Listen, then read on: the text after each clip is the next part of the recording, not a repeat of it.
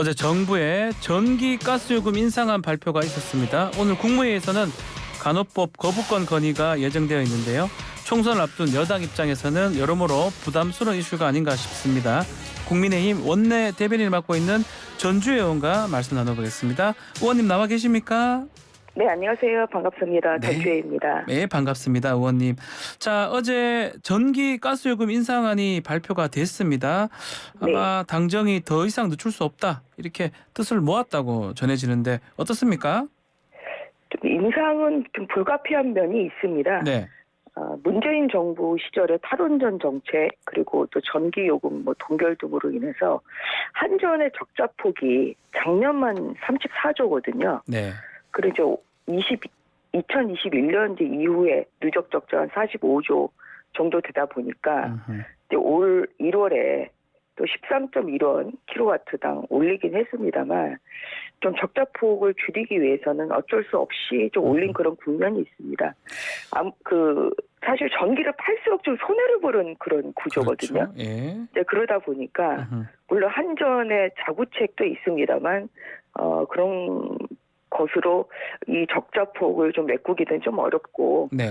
그러다 보니까 좀 올해 또 2분기에 18원 정도 그렇게 좀 올리게 되는 그런 점에 대해서 어제 당정 회의를 통해서 좀 어느 정도의 공감대가 형성되다 보니까 그렇게 확정이 된 것으로 알고 있습니다. 우리 지난해 난방비 대란도 있었지 않아요? 올여름에 그렇죠. 냉방비 좀 폭탄 우려하는 시각도 있는 것 같은데 걱정 안 해도 됩니까? 그러니까 아무래도 이제 올해 들어서 이제 두 차례 네. 한 21원 정도 올리다 보니까 또 물가 상승에 따른 국민들의 또 고민이 크실 것 같아서 그런 점에서는 굉장히 송구하다는 말씀을 드리겠습니다. 다만 이번 인상은 아무튼 한전의 좀 적자폭을 메꾸기 위한 그런 불가피한 면이었다는 점 다시 한번 말씀을 드리고요.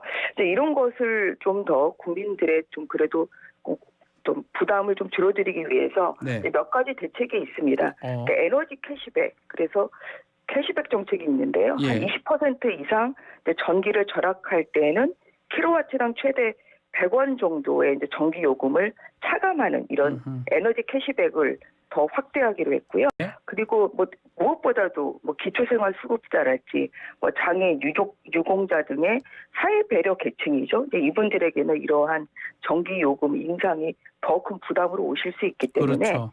이런 사회 배려 계층에 대해서는 1년간 인상된 전기 요금을 유예를 하고요. 유예하고. 또 그리고 그 이후에는 월 8,000원에서 2만 원까지 그렇게 전기 요금을 좀 할인하는 그러한 또 정책을 펴나갈 것입니다. 그리고 또한 농업용으로도 사실 전기요금을 많이 써서 또 농민분들의 근심이 커질 수가 있는데 그 농업용 전기요금은 인상분을 3년에 걸쳐서 분할해서 반영하기로 했습니다. 예. 그러니까 올해는 8원의 3분의 1이니까 올해는 2.7원씩 그리고 내년은 또 그 2.7원 이렇게 추가적으로 2.3분의 1씩 인상되는 이제 전기 요금을 청구를 할 방침이라 좀 이러한 면에서 좀 국민들의 부담, 특히 사회적 배려층이나 아니면 농민들의 좀 부담을 덜어주기 위한 이러한 정책도 병행하기로 했다 이런 말씀을 드리겠습니다. 혹시 연내 또 추가 인상이 있을까요? 이게 좀 적자폭이 크다고 하니까. 그런 고민들을 좀 하실 수는 있는데요. 예. 아마 올 안에 인상은 안 할 것으로 이제는 생각합니다. 안 할 것 같다. 예. 이번 인상으로 인해서 한 3조 정도의 이제 적자폭을 줄이는 이러한 지금 효과를 가져올 것이기 때문에 또 국민들의 또 부담이나 또 물가 상승에 따른 여러 가지 부담을 고려할 때 올해에는 아마 이것으로 그치지 않을까 그렇게 전망하고 있습니다. 알겠습니다. 자, 간호법 얘기도 좀 질문 드려보면 당정이 지금 거부권 행사를 건의하기로 했는데 이 간호법의 문제점 가장 큰 게 뭐라고 보십니까? 국민의힘 입장에서?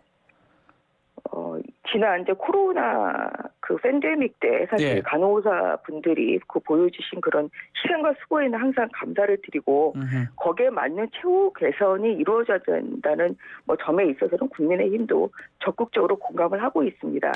그런데 이제 그 방법이 꼭 간호법이어야 되냐? 사실 이제 간호법의 모든 뭐 조항이 문제라는 건 아니고요. 예.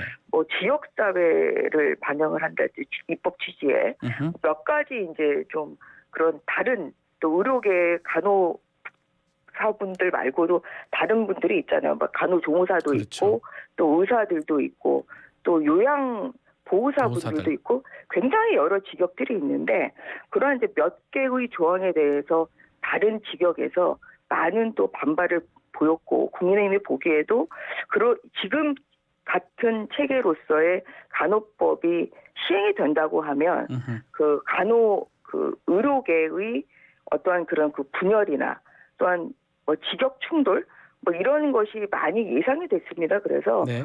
그런 차원에서 이 현재의 간호법에 대해서는 대통령께서 거부권을 행사하시는 그러한 이제 의견을 저희가 개진을 하게 된 것이죠. 그래서 뭐 간호사 분들의 처우 개선은 또 간호 인력 최근에 발표한 뭐 간호 인력 그 지원 종합 대책 뭐 이런 것도 있고 네. 뭐 여러 가지 좀 의료계가 화합하는 또 같이 그 상생할 수 있는 이러한 간호사 분들의 처우가 개선이 좀 필요할 텐데 그러한 것이 이 현재 그 간호법에서는 담아내지 못하고 있기 때문에 그것이 가장 반대하는 가장 큰 이유 중에 그 하나입니다. 이 간호법이 윤석열 대통령 대선 공약이었냐 이건 논란이 아직 되고 있는 네. 것 같은데 네네. 이게 공약인 거예요, 아닌 거예요? 아니라는 입장인 거죠? 정식 공약을 한 바가 없고요. 예. 그리고 또 국민의힘이 작년 뭐 인수위 시절에도 국정과제를 발표했습니다만 예. 국정과제에도 포함되지 않았습니다. 그래서 뭐 공약이나 또 대통령의 국정과제는 아니기 때문에 국민의힘에서는 이제 공약은 아니다 이런 입장을 견지하고 있습니다. 참고로 제가 그 대통령이 이제 후보였던 시절에 예. 작년 그 1월 11일에 대한간호협회를 방문하셨는데요. 그렇죠. 그때 제가 수행대변인으로 그 자리에 저도 있었습니다. 아, 같이 가셨었군요. 네. 예. 근데 그때 물론 그 간호협회에서 꼭 이것을 만들겠다고 공약해달라 이렇게 요청을 하셨는데 그때 대통령께서 노력하겠다 이 말씀으로 그냥 가름하셨거든요. 네. 그러니까 이걸 꼭 만들어주겠다고 말씀하시지는 않고요. 노력하겠다. 법안이 국회로 오면 공정과 상식에 합당한 결과가 도출될 수 있도록 하겠다. 그리고 우리 의원들도 좀 설득하도록 노력하겠다. 이렇게 말씀을 하셔서 작년 1월 11일에 그 간호협회를 방문하셨을 때도 네. 이것을 내가 반드시 하겠다 이렇게 말씀하신 바는 없다는 것이 현장에 있었던 제가 직접 들은 그런 사실입니다. 알겠습니다. 자, 지금 9일인가요? 다음 달 9일 날 네. 태영 의원 빈자리 채우기 위해서 최고위원 보궐선거를 하기로 했다고 하던데 네. 일단 추대 형식으로 갈 수도 있다 이런 얘기가 들리더라고요. 어떻게 저는 됩니까? 그거는 굉장히 좀 앞서가는 말이라고 생각합니다. 그 어떻게 추대 형식이 될 수가 있겠습니까? 그게 그러니까 민주적인 절차에 따라서 네. 적절한 그런 그 대의원들의 또 적절한 그 선택을 받는 분이 돼야 되겠죠. 그래서 네. 이제 여러 뭐 후보가 난립하게 되면 네. 또 뭐 그 과정에서의 뭐 불협화음이나 이제 이런 것을 우려하는 목소리 아닌가 싶은데 그런데 지금 자천타천으로 또 오르내리시는 분이 여러분이 있으시기 때문에 그렇죠. 그게 그렇게 뭐 추대를 하고 싶어도 그렇게 컨트롤할 수 있는 상황은 저는 아니라고 보고요. 그리고 자유로운 그런 경쟁 구도에서 국민의힘에 또 비전을 제시할 수 있는 적합한 후보가 선출이 돼야 되는 방식이 가장 무난하다 이렇게 생각합니다. 알겠습니다. 민주당 질문 한번 드려보겠습니다. 네. 코인 관련해서 당내에서 TF팀을 꾸린다, 조사를 네. 하겠다라고 하는데 어떤 걸 들여다보려고 하는 겁니까? 뭐 여러 가지 또 의혹이 있고 네. 또 민주당에서도 진상조사단을 지금 발족을 했습니다만 맞습니다. 예. 김남국 의원이 뭐 자료도 잘 제출을 하지 않고 있고 또 탈당까지 해버린 마당에 민주당이 진상조사하는 것만을 국민의힘이 보고 있을 수만은 없지 않겠습니까?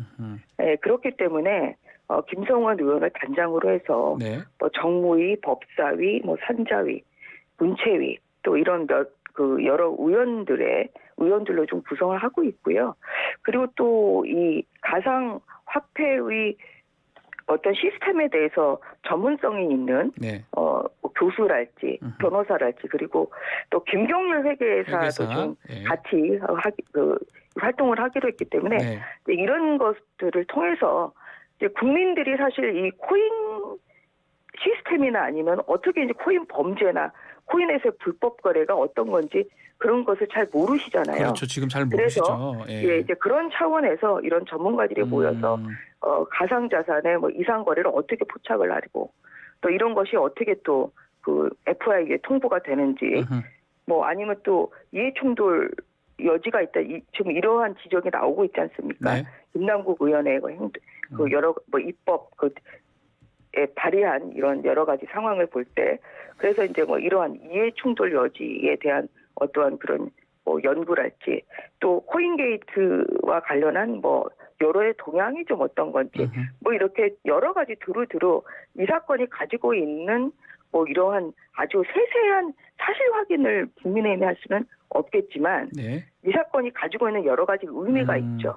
예, 작년에 그 테라라는 이제 그렇죠. 루나의 폭락으로 인해서 또 많은 그 2030 세대들이 또 손해를 받고 이로 인해서 또 상실감이 굉장히 큰데 예. 이 사건이 가지고 있는 그런 의미를 또 조명을 해보고 이런 것을 또 반복하지 않기 위해서는 어떠한 조치를 국회에서 해야 되는지 뭐 이러한 것을 좀 해보자 이러한 그 취지로 어제 그 토인게이트 진상조사단이 발족을 했고요. 네. 또 오늘 1차 회의가 열립니다. 그래서 아하. 1차 회의를 통해서 좀 그런 앞서 말씀드린 부분에 대해서 또 활동을 해나갈 예정입니다. 자, 어제 압수수색 영장을 지금 공개가 됐는 거 보니까 정치자금법, 조세 포탈, 범죄수익 은닉 이런 게 적용이 돼 있더라고요. 네. 자, 이 수사 방향도 한번 짚어주십시오. 그리고 또 이거 하게 되면 조사가 좀 의미가 있냐 싶기도 하고요. 여당 그 TF팀. 아무래도 이제 뭐 국민의힘의 이제 TF보다는 네.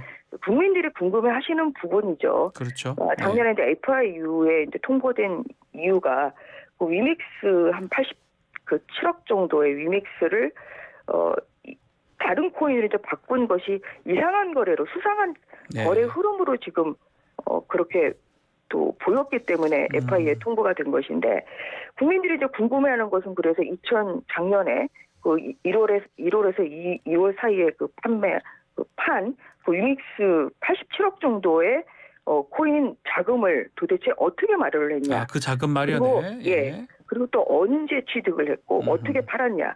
근데 사실 이제 이런 것이 초기에 가장 관심이 있었던 것이죠. 그런데 그 이후에 이제 나오는 것은 위믹스 그 코인을 그 판매한 후에 뭐 클레이페이 토큰이랄지 뭐 이러한 좀 위험성이 큰 잡코인이랄지 좀 이런 이상한 지금 코인 그 거래를 하는 것이 보이기 때문에 네. 이러한 면에서 아까 이제 말씀드린 자금 출처를 아직까지 김남국 의원은 속 시원하게 안 밝히고 있거든요. 네. 그래서 이제 이런 면에서 정치자금법 위반에 또 소지가 있는 것인지 그리고 또 내부 정보를 통한 뭐 어떤 부당한 거래를 했다고 하면 뭐 이런 것이 또 범죄 수익 은닉의 혐의가 있다고 할 수 있는 것이죠. 그래서 현재 나오고 있는 뭐 이러한 여러 가지 의혹들에 대해서 이제 어제 그 검찰에서 이제 이 영장 발부를 통해서 뭐 빗썸이랄지 압수수색을 했더라고요. 압수수색을 통해서 이러한 것을 밝혀갈 걸로 생각합니다. 자, 그러면 이게 검찰 수사도 수사지만 탈당이 문제가 아니고 의원직 사퇴해야 된다 이렇게 국민의힘 주장하고 있는 것 같은데 그 부분은 어떻습니까? 국민의힘뿐만 아니라 지금 뭐 여러 가지 국민 그 여론이나 아니면 뭐 또 이제 그러한 의견들이 나오고 있죠. 예. 그러니까 뭐냐면은 물론 그 범죄 의혹만 가지고 사퇴를 할 수는 없는 것이겠죠. 그렇지만 이제 그 동안에 그 김남국 의원이 이제 보여준 여러 가지 뭐 행동, 특히 뭐 국회 또 상임위 도중에 그러니까 이게 이제 사퇴를 하라는 것은 무슨 큰 죄를 저질렀기 때문이다. 뭐 이러한 부분 측면, 그 범죄 의혹의 측면도 있습니다만 국회의원으로서 걸맞지 않은 행동을 하지 않았습니까? 상임위 중에 한두 번이 아니고 여러 차례에 걸쳐서 굉장히 중요한 이 국회 상임위 회의 중에 여러 차례에 걸쳐서 지금 코인 거래를 했다.